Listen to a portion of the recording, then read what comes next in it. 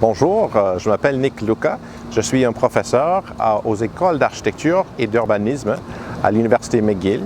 Je suis depuis longtemps associé au Centre d'écologie urbaine de Montréal qui a comme mission promouvoir les bonnes pratiques de participation citoyenne, encourager les gens de se prononcer sur ce qu'ils veulent. Et ça, c'est un de mes grands intérêts comme professeur et comme chercheur, ainsi que dans la pratique, dans la vraie vie. Le film de Jan Gehl, Échelle humaine, c'est très important parce que ça représente une espèce de révolution urbanistique, c'est-à-dire dans la pratique d'aménagement, de faire les villes, de faire les territoires et de reconnaître les paysages, les qualités des paysages. Ce soir, dans la ville à Mont-Saint-Hilaire, on va écouter le film, on va discuter par la suite de manière informelle et il y a plusieurs questions qui se posent. Le film c'est sûr que c'est un peu provocateur, mais de manière positive, parce que ça veut encourager les gens de réfléchir sur qu'est-ce que c'est la ville, qu'est-ce qu'ils veulent de leur ville et comment est-ce qu'ils peuvent faire quelque chose d'intéressant avec leur ville en concert, c'est-à-dire de travailler en concertation avec les élus, avec les décideurs, les professionnels en aménagement, les architectes, les urbanistes, les architectes du paysage, les ingénieurs, etc. Il y a trois questions qui sont très intéressantes pour moi lorsqu'on écoute un film comme celui de Jan Gehl. La première question, c'est comment est-ce qu'on voit les qualités de changement? Quelles sont les grandes lignes dans la révolution urbanistique? La réponse, rapidement, c'est le fait qu'on est en train de corriger les erreurs, les échecs de l'urbanisme et de l'aménagement du passé. C'est-à-dire qu'on est en train de retravailler le travail que nous avons fait il y a 40, 50, 60 ans. C'est une révolution dans la pratique professionnelle, dans la manière de faire, dans le savoir-faire de l'aménagement.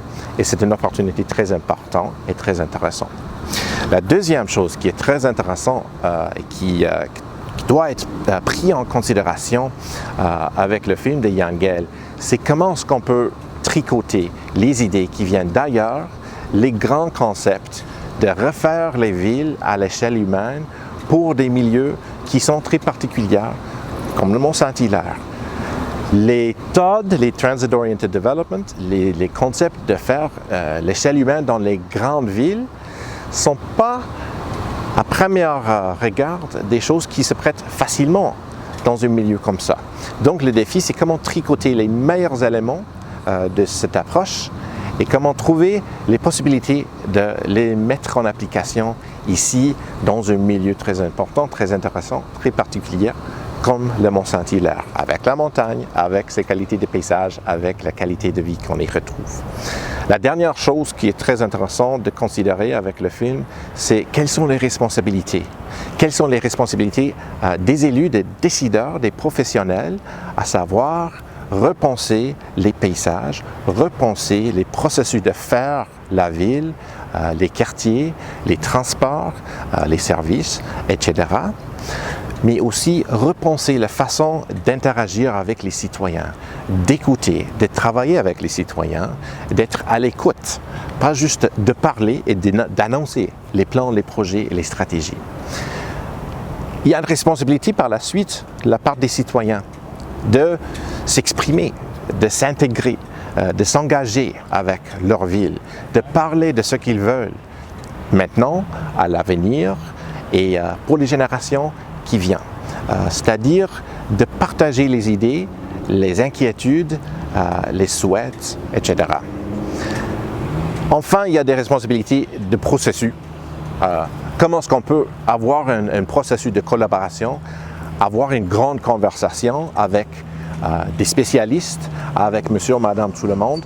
Ce n'est pas toujours facile, mais c'est très important. Donc ça, c'est le grand défi, je pense, qui est représenté, qui est au cœur du film de Jan Gehl, l'échelle humaine.